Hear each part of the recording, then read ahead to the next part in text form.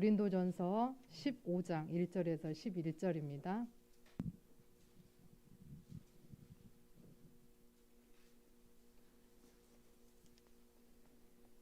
고린도전서 15장 1절에서 11절 신약성경 282쪽입니다.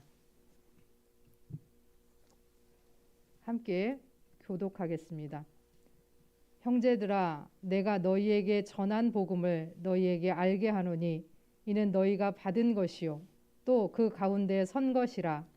너희가 만일 내가 전한 그 말을 굳게 지키고 헛되이 믿지 아니하였으면 그로 말미암아 구원을 받으리라. 내가 받은 것을 먼저 너희에게 전하였노니 이는 성경대로 그리스도께서 우리 죄를 위하여 죽으시고 장사 지낸 바 되셨다가 성경대로 사흘 만에 다시 살아나사 게바에게 보이시고 후에 12 제자에게와 후에 500여 형제에게 일시에 보이셨나니 그 중에 지금까지 대다수는 살아 있고 어떤 사람은 잠들었으며 그 후에 야고보에게 보이셨으며 그 후에 모든 사도에게와 맨 나중에 만삭되지 못하여 난 자 같은 내게도 보이셨느니라. 나는 사도 중에 가장 작은 자라. 나는 하나님의 교회를 박해하였으므로 사도라 칭함받기를 감당하지 못할 자니라. 그러나 내가 나된 것은 하나님의 은혜로 된 것이니 내게 주신 그 은혜가 헛되지 아니하며 내가 모든 사도보다 더 많이 수고하였으나 내가 한 것이 아니요 오직 나와 함께 하신 하나님의 은혜로다. 그러므로 나나 그들이나 이같이 전파하매 너희도 이같이 믿었느니라. 아멘. 이것은 하나님의 말씀입니다. 그 교회학교 설교회에서 같은 말씀을 전했기 때문에 두 번 들으시는 분이 계시겠지만 또 동일한 은혜가 임하시기 바랍니다. 그 바울은 고린도 교회로부터 교회가 문제가 있다, 여러 가지 문제가 있다라고 하는 보고를 듣습니다.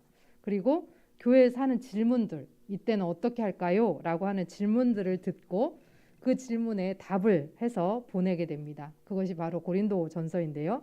고린도 전서에서는 교회의 분쟁, 도덕적인 무질서, 결혼 문제, 우상의 제물, 은사, 공식적인 예배 속에서 어떻게 해야 되는지, 그리고 부활에 대한 답을 주게 됩니다. 여러분, 교회는 사실 거룩한 교회라고 이야기를 하는데 문제투성이인 인간이 모이기 때문에 문제가 있을 수밖에 없습니다. 어떤 공동체나 어떤 교회나 문제가 없는 것은 이상한 거예요. 문제가 없다, 그건 예수님만 모인 겁니다. 우리 교회가 좀 문제가 있다, 아 살아있구나, 사람들이 모였구나 라고 생각하시면 됩니다. 그래서 바울이 이렇게 사람들이 모여있는, 그러나 또 죄악된 사람들이 모여있는 곳에서 발생한 문제에 답을 주는데, 특별히 12장부터 14장까지 그 성령의 은사에 대한 이야기들을 하게 됩니다. 여러분들 잘 아시는 대로 뭐 은사가 뭐 사도로서, 교사로서, 뭐 이런 직분, 병 고치는 은사, 신유의 은사, 통변의 은사, 뭐 여러 가지가 있다. 그리고 그 중에 제일 좋은 것은, 가장 큰 것은 사랑이다라고 말씀하시죠. 그리고는 14장에 보면 거기서 공적 예배 때 은사를 제대로 사용하지 않는 거예요, 사람들이. 그러니까 막 자기가 받은 은사를 막 뽐내면서 자랑하고 싶어 해요. 그러니까 질서가 없어. 거기에 대해서 누군가가 예언을 하게 됐을 때, 여기서 말하는 예언은 그냥 우리가 생각하는 예언이 아니고 사실은 당시에는 설교로 생각했어요. 그것이 하나님으로부터 와서 예언이 됐을 때 다른 사람이 일어나서 또 그걸 하게 된다면 먼저 있었던 사람은 앉아라. 뭐 왜 그런지는 설명이 안 나와 있지만 아무튼 그것을 질서라고 그 바울은 그렇게 이야기하고 있습니다. 이렇게 바울이 공적인 예배에 대해서 이렇게 얘기한 이유가 뭐냐? 그것은 교회 안에 영적인 열광주의자들이 이 공적 예배의 질서를 무너뜨리고 자기들이 받은 은사를 너무나 무질서하게 남발하고 있었기 때문에 그렇습니다. 그런데 이렇게 영적인 열광주의자들 중에는 육체의 부활은 없다라고 말하는 사람들이 있었습니다. 그들은 본인이 굉장히 현재 영적으로 깨어있고 이 현재의 깨달음이 있는 이 영이 온전한 구원을 이루었다고 생각합니다. 그래서 이미 자기들은 그리스도의 부활에 참여하고 있고, 그래서 육체의 부활은 더 이상 필요가 없다라고 이야기를 하는데요. 이것은 본인들이 너무나 뛰어나다라고 하는, 지금 다 이룬 경제에 있다라고 하는 교만과 함께 당시 헬라 사상이었던 영은 선한 것, 육은 악한 것이라고 하는 이분법적인 사고에서 나온 겁니다. 근데 여기 중요한 것이, 만약에 육이 악한 것이다라고 하면, 그러니까 물질적인 게 악한 것이다라고 한다면, 물질을 만드신, 이 지구를 창조하시고 이 세상의 물질계를 만드신 하나님도 악한 것이 되는 것이죠. 그래서 이들 헬라적인 사고에 의하면 하나님은 저급신처럼 취급받게 되는 것입니다. 그래서 이 바울은 이런 생각들을 갖고 있는 당시 교회에 좀 만연되어 있었던 이 그 열광주의자들을 향해서 교회의 믿음의 핵심, 복음의 핵심이 무엇인지를 답해 주어야 할 필요성을 느끼고, 오늘 그 은사 12, 13, 14장의 은사 뒤에 오늘의 부활장을 넣어서 부활을 설명해 주고 있습니다. 1절, 2절에서 바울은 자신이 너희들에게 어떤 복음을 전했는지 한번 생각해봐라 라고 하면서 그 복음을 기억하게 합니다. 그리고 그 복음을 헛되게 믿지 않으면 구원받을 것이다 라고 이야기합니다. 여기서 헛되다라고 하는 것은 경솔하게 목적 없이 대충 그냥 아무 뜻도 없이 믿는 그런 믿음을 뜻합니다. 그렇다면 바울이 전한 복음의 핵심이 무엇인가? 그것은 3절 4절에 보면, 함께 3절 4절 읽겠습니다.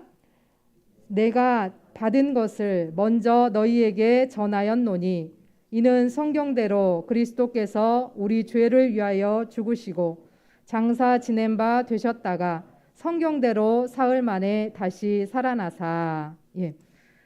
바울이 전한 복음은 뭐냐면 그리스도께서 우리 죄를 위해서 죽으셨다는 거예요. 그런데 그게 성경대로 되었다는 겁니다. 그리고 그리스도께서 장사 지낸 바 되었다가 사흘 만에 다시 살아나셨다는 거예요. 근데 그것이 성경대로 되었다라고 하는 거예요. 바울 자기가 지어낸 말이 절대 아니라는 거죠. 이 성경대로라고 하는 말에서 이제 우리가 그리스도의 고난을 가장 예표하는 것을 이사야서 53장, 여기를 우리가 고난받는 종의 노래라고 하는 거, 누구나 다 알아요. 그리스도인이라면 고난 주간에 이 말씀을 안 들어본 사람이 없을 거예요. 이사야 53장 4절에 보니까 그는 실로 우리의 질고를 지고 우리의 슬픔을 당하셨거늘 우리는 생각하기를 그는 징벌을 받아 하나님께 맞으며 고난을 당한다 하였노라. 그가 찔림은 우리의 허물 때문이요 그가 상함은 우리의 죄악 때문이라. 그가 징계를 받음으로 우리는 평화를 누리고 그가 채찍에 맞음으로 우리는 나음을 받았도다. 이것을 통해서 우리는 그리스도의 고난이 헛된 것이 아니고 우리의 죄를 위해서, 우리의 허물 때문에 그렇게 이루어졌고, 그것 때문에 우리는 평화를 누리고 나음을 입게 되었다라고 고백하는 거죠. 그리고 성경대로 부활했다라고 하는 그 뒷받침하는 구절로는 시편 16편 10절, 이는 주께서 내 영혼을 수월에 버리지 아니하시며 주의 거룩한 자를 멸망시키지 않으실 것임이니이다. 또는 이사야 54장 7절, 내가 잠시 너를 버렸으나 큰 긍휼로 너를 모을 것이요, 이런 것들을 뽑을 수 있습니다. 그러면 여기서 바울이 말한 성경대로라고 했을 때 이 성경은 신약 성경이 아닙니다. 왜냐하면 바울이 있었던 이 당시에는 신약 성경, 특별히 복음서 이런 거 하나도 없어요. 바울의 서신서는 40년대 후반부터 50년대 초중반까지 이렇게 나왔는데, 근데 복음서는 아무리 빨리 나왔다고 봐야 70년이라고 보기 때문에 복음서가 아직 나오지 않은 그런 상태입니다. 그런 상태에서 바울이 말한 성경은 그래서 구약 성경입니다. 이 바울은 구약에 완전히 능통한 사람이죠. 바리새인 중에 바리새인이었어요. 그래서 이 바울은 구약을 읽고 구약 성경을 나름대로 이해했어요. 그런데 바울이 원래 이해했던 거하고 조금 다른 이해로 바울은 점점 변해가는데, 바울은 구약 성경 전체를 하나님의 긍휼로 인한 이스라엘의 구원의 약속이다라고 보고 그 구원의 약속의 성취가 왔다라고 보는 거예요. 5절에서 8절까지 보면 바울은 예수 그리스도의 이 부활을 자기가 지어낸 것이 아니고 정말 수많은 증인들이 있다라고 하는 거예요. 나 혼자 본 것도 아니고 한두 명 있는 것도 아니고 너무나 많은 증인들이 있다라고 역사적인 증인들을 대동합니다. 그러면서 먼저 베드로와 12제자에게 한 사람부터 시작합니다. 베드로에게서 시작해서 12제자에게 보이셨대요. 그리고 500명도 넘는 사람들한테 한꺼번에 보이셨대요. 빼도 박도 못하는 증거가 되는 겁니다.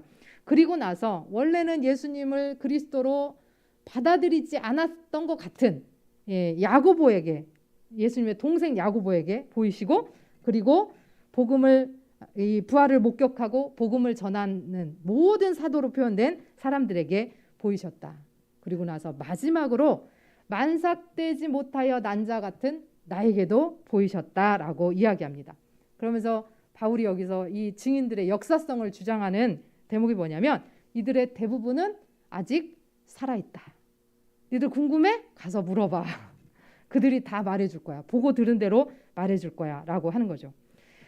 다시 말하면 바울이 전한 복음, 그리스도의 죽으심과 부활은 성경의 증언과, 그러니까 성경이 이미 몇백 년 전에, 600년, 700년 전에 이미 다 기록이 되어 있고, 또한 수많은 목격자들이 있으며, 그뿐만 아니라 자기 자신도 경험하고 그리스도에게 직접 다메섹에서 받았다라고 이야기하고 있는 것입니다.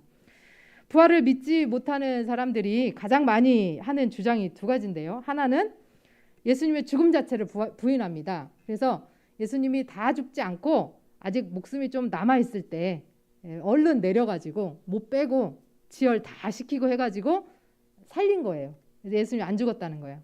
두 번째는 예수님 죽은 게 맞아. 그런데 예수님의 제자들이 그 예수님의 시체를 훔쳐다가 옮겨놓고 예수님 부활했다라고 말한다고 하는 것. 부활을 믿지 않는 사람들은 크게 이 두 가지를 가지고 부활은 거짓이다라고 이야기를 합니다. 근데 여러분 가만히 생각해 보세요. 예수님이 십자가에서 고난을 받으실 때 예수님의 십자가 주변에 예수님을 따르던 제자들이, 특별히 남자 제자들이 있었습니까? 없었어요. 요한복음에도 보면 요한복음 19장 26절에 예수님의 제자 중에는 겨우 한 사람, 사랑하는 제자라고 표현된 그 한 사람밖에 없었어요. 그리고 나머지는 여자들, 그리고 그냥 구경하는 사람들, 군병들, 로마 사람, 이방인 이렇게 있었어요. 물론 여자들 이름이 조금 바뀌고 또 숫자가 좀 바뀌고 뭐 이런 것들은 있지만, 성경이, 복음서가 다 말하고자 하는 것은 예수님 주변에 제자들이 없었다는 거예요. 여러분, 왜 성경이 그러면 복음서마다 다 다른가? 마가복음이 제일 먼저 나왔다고 성경학자들은 생각하고요. 마가복음을 보고 마태하고 누가가 그것을 참고해서 썼다고 생각합니다. 그런데 마가를 보고 마태와 누가가 그걸 참고해서 썼을지라도 이들 공동체 안에 흘러오는 전승들이 있었어요. 그것까지도 다 포함해서 쓴 거예요. 어떤 심리학자는 이렇게 얘기를 해요. 기억은 악보가 아니고 노래다. 자, 악보는 똑같아요. 제가 이 원고를 가지고 교회 학교에서도 설교를 했고 지금도 설교를 합니다. 그런데 똑같을까요? 어때요, 윤대성 집사님? 안 똑같죠? 그런데 똑같지 않지만 기본 주제는 어때요? 똑같아요. 그러니까 사람들이 기억을 할 때 이게 악보라면 똑같겠죠. 처음부터 끝까지 하나도 다르지 않겠죠. 근데 노래이기 때문에 김순희 집사님이 부르는 노래가 다르고 제가 부르는 노래가 다르고 장로님 부르는 노래가 다르다는 거예요. 기억은 그렇다는 거예요. 그래서 어떤 사람은 이렇게, 어떤 사람은 이렇게, 어떤 사람은 이것을 더 중요하게 기억하고 어떤 사람은 이것을 더 중요하게 기억한다는 거예요.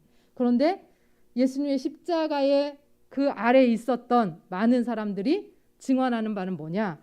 예수님이 십자가에서 돌아가셨고, 그렇게 돌아가실 때 하늘이 울고 땅이 울었고 잠자던 자들이 일어났고 그는 분명히 하나님의 아들이셨다라고 하는 진리를 증거하고 있다라고 하는 것입니다. 자, 그렇게 제자들이 예수님 그 사형 선고 받고 처형당하는 그곳에 왜 없었을까? 사랑하는 제자라고 말하는 그 한 명밖에는 왜 없었을까? 그렇게 3년 동안이나 죽자사자 생업도 포기하고 가정도 내팽개치고 그렇게 따라다녔는데 이 사람들이 왜 그랬을까? 그건 겁나서 그렇죠. 무서워서. 여러분이라면 어떡하겠어요? 너 예수랑 한패야? 그러면 베드로한테, 그러니까 베드로가 아니요 그랬는데, 여러분들이 그 자리에 있었으면 저는 맞아요, 제가 예수님이랑 한패예요 하실 거예요? 네, 저는 못할 것 같아요.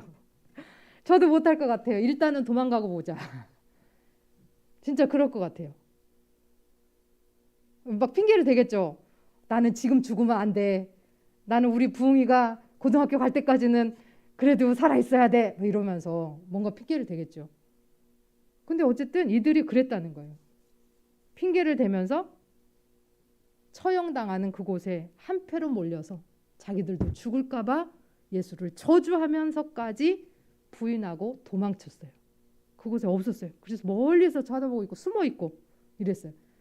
그런데 이들이 예수님의 부활의 소식을 듣고 숨어서 기도하기 시작했는데 이들이 부활하신 예수님을 기도하기 시작했고 이들이 어떤 변화를 보이기 시작했냐면 예수님을 죽인 예루살렘의 한복판에서 수많은 사람들 앞에서 너희가 죽인 예수가 다시 살아나셨다.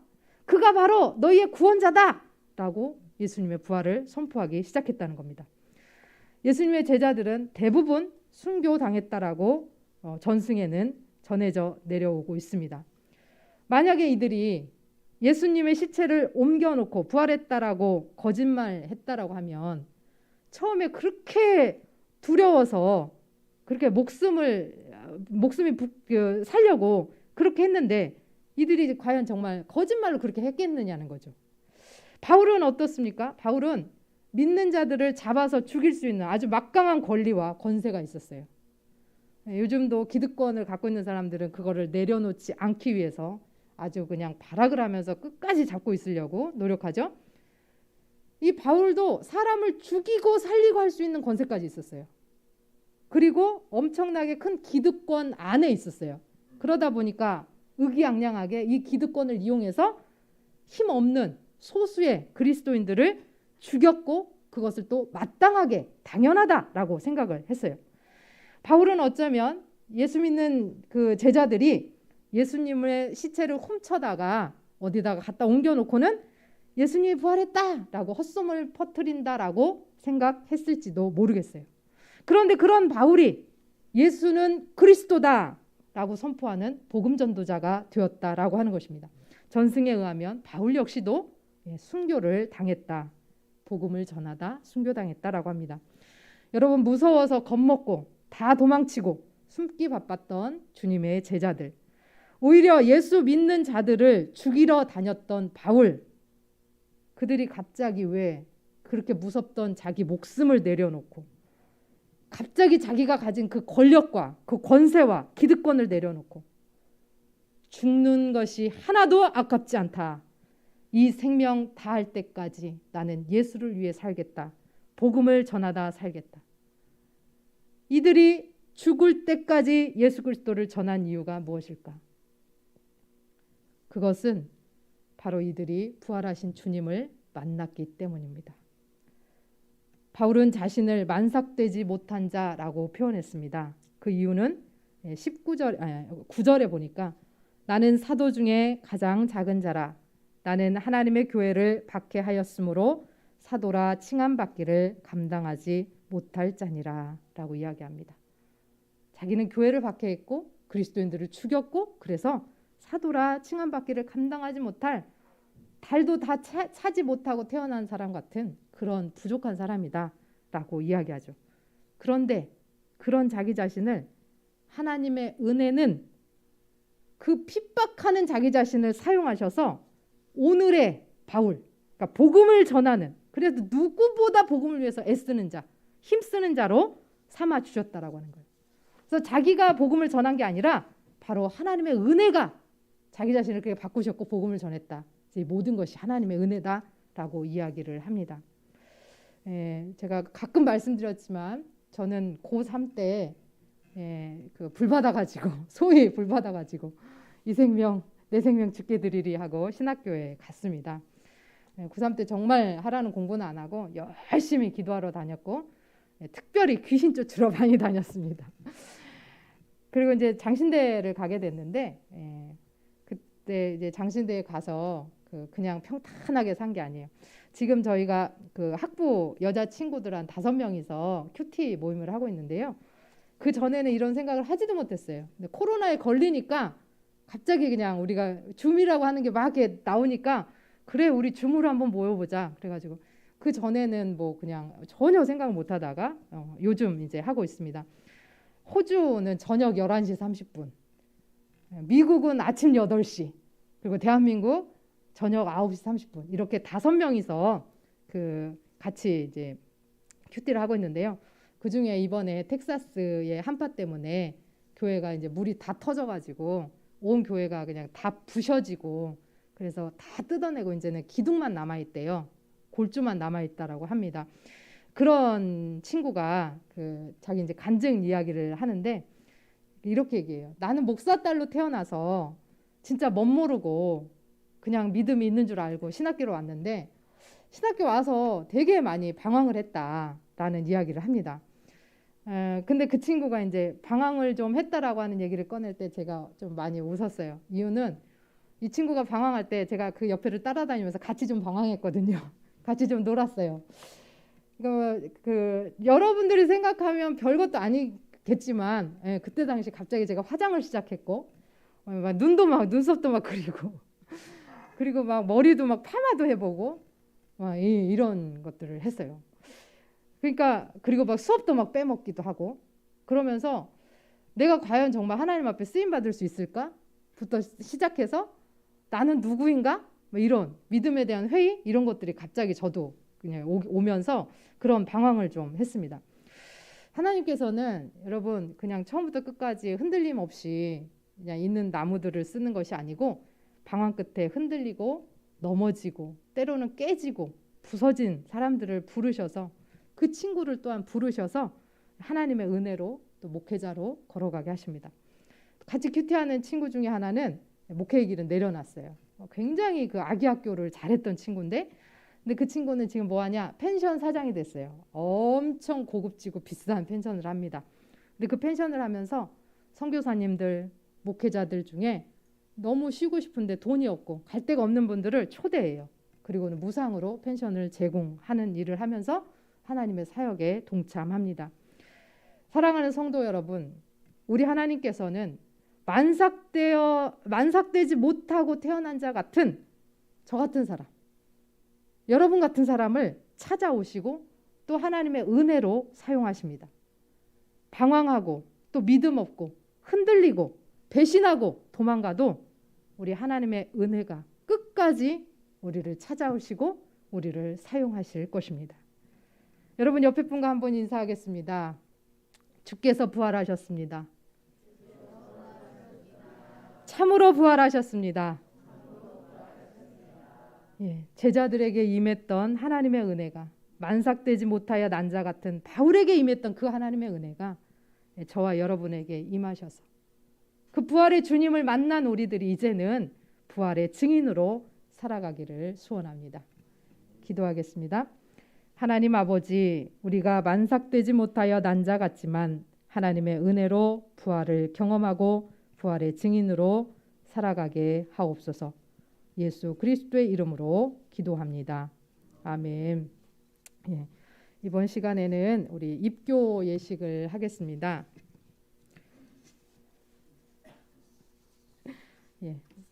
우리 오늘 입교자는 예준이 혼자입니다. 그래서 사실 예준이가 조금